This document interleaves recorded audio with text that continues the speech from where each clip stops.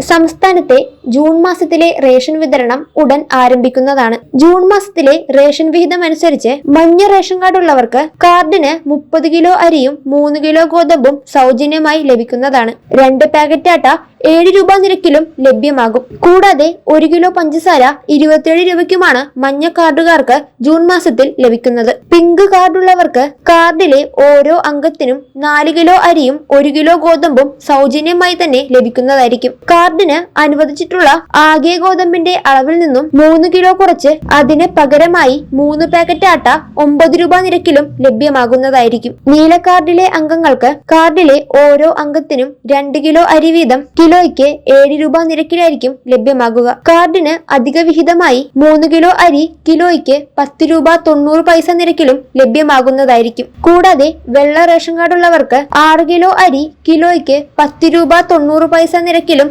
ലഭ്യമാകുന്നതാണ്.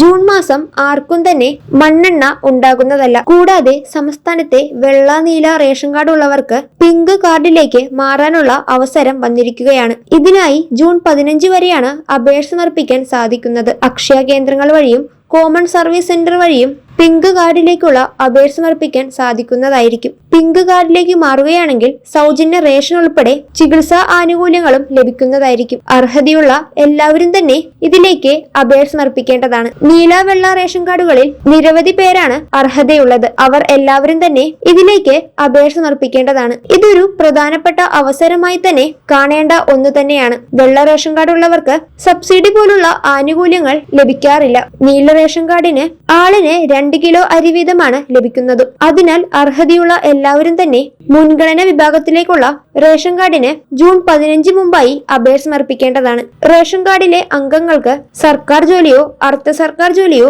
പൊതുമേഖലാ സ്ഥാപനങ്ങളിൽ ജോലിയോ ഉണ്ടാകാൻ പാടില്ല. അങ്ങനെയുള്ളവർക്ക് ഇതിലേക്ക് അപേക്ഷ സമർപ്പിക്കാൻ സാധിക്കുന്നതുമല്ല. ആദായ നികുതി അടയ്ക്കുന്നവർക്കും 25,000 രൂപയ്ക്ക് മുകളിൽ ഒരു വ്യക്തിക്ക് വരുമാനമുള്ളവർക്കും ഇതിലേക്ക് അപേക്ഷ സമർപ്പിക്കാൻ സാധിക്കില്ല.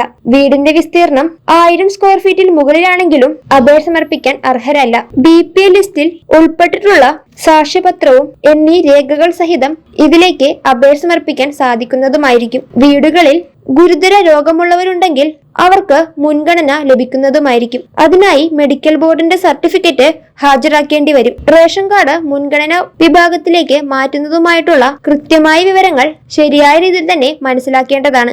വിശദാംശങ്ങൾ ശരിയായ രീതിയിൽ മനസ്സിലാക്കിയതിനു ശേഷം അർഹരായ എല്ലാവരും തന്നെ ജൂൺ 15 മുമ്പായി ഇതിലേക്ക് അപേക്ഷ സമർപ്പിക്കേണ്ടതാണ്. അക്ഷയ കേന്ദ്രങ്ങൾ വഴിയും കോമൺ സർവീസ് സെന്റർ വഴിയും ഇതിലേക്ക് അപേക്ഷ സമർപ്പിക്കാൻ സാധിക്കുന്നതുമായിരിക്കും. അപേക്ഷ സമർപ്പിക്കുന്നതിന്റെ മാനദണ്ഡങ്ങൾ കൃത്യമായി തന്നെ മനസ്സിലാക്കേണ്ടതുമാണ്. അർഹരായ എല്ലാവരും തന്നെ പിങ്ക് കാർഡിലേക്ക് അപേക്ഷ വെക്കുക.